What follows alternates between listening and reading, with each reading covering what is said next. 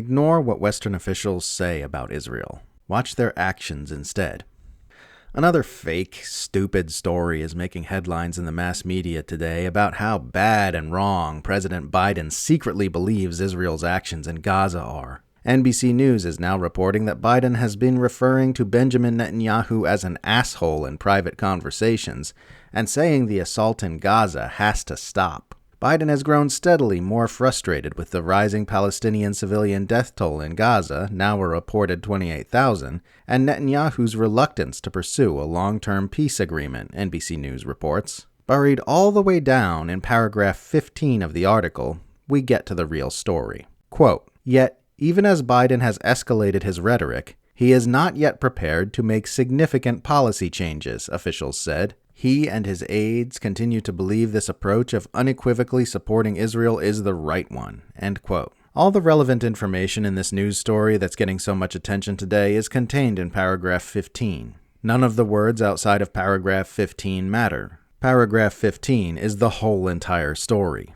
The Biden administration keeps feeding these bogus stories to the press about how frustrated they are with Israel's insistence on massacring civilians with unbelievable savagery, without ever actually making any meaningful policy changes or taking any meaningful actions to stop it. The White House has expressed concerns about Israel's actions in Gaza in more than 20 statements, all without any actual real-life steps having been taken to curb those actions in any way. It's absurd to pretend that the things Biden is privately thinking and feeling about Israel and Gaza are of any interest or significance when Biden is actively backing Israel's atrocities and bombing anyone in the Middle East who tries to stop them. Biden's feelings aren't going to stop kids from getting ripped to shreds by Israeli massacres in Rafah. As an aside, it's also absurd to pretend Biden thinks anything of any relevance at all, given what we now know about the state of his cognitive decline. Even if he really did call the Israeli prime minister an asshole in private conversations, for all we know he was talking about a long-dead Israeli prime minister from his Senate days like Ariel Sharon. Hell, he could have been talking about the president of Mexico. The White House could end all this with a phone call, just as it ended the Israeli bombardment of Lebanon with a phone call in 1982. Israel is fully dependent on the United States to perpetrate these mass atrocities in Gaza, and the Israelis are fully aware of this. The genocidal massacres have continued in Gaza for 4 months because the U.S. empire wants them to continue. But the shitlib media have taken this ridiculously fake Biden wants Netanyahu to stop, but he just won't story and run with it.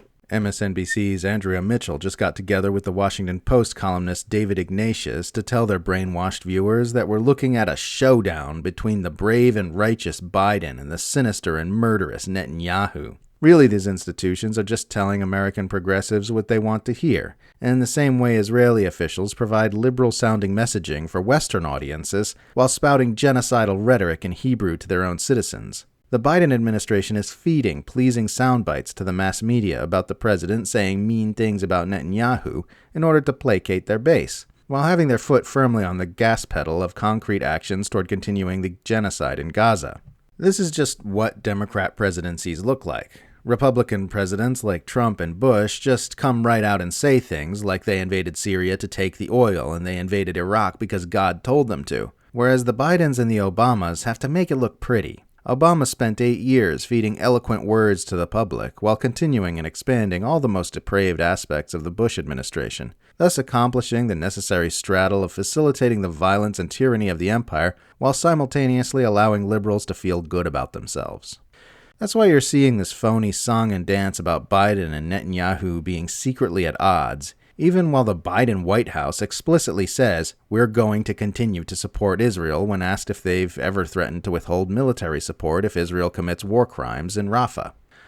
Western officials keep babbling about how concerned they are about what's happening in Gaza without actually doing anything. U.S. Secretary of State Antony Blinken, British Prime Minister Rishi Sunak, British Labour leader Keir Starmer, Australian Prime Minister Anthony Albanese, Australian Foreign Minister Penny Wong, Canadian Prime Minister Justin Trudeau, and Canadian Minister of Foreign Affairs Melanie Joly have all been making use of the word concern with regard to Gaza so as to be seen as publicly fretting about Israel's actions without actually presenting any concrete opposition to them. The correct response to all this lip service to the stated values of the liberal international order is to ignore their words and watch their actions. This is good advice for government policy on Israel and Gaza, And it's good advice for all other government policy, too. Words can be used to spin narratives and manage perception in ways that concrete actions cannot.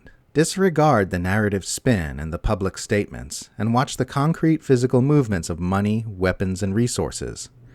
That's how you penetrate through the distortions of the propaganda matrix and distinguish fact from empty word stories. Ignore their official public statements and the unofficial public statements they feed the press. Watch their actions instead. Disregard what they say and watch what they do. That will show you their true position. That will tell you who they are.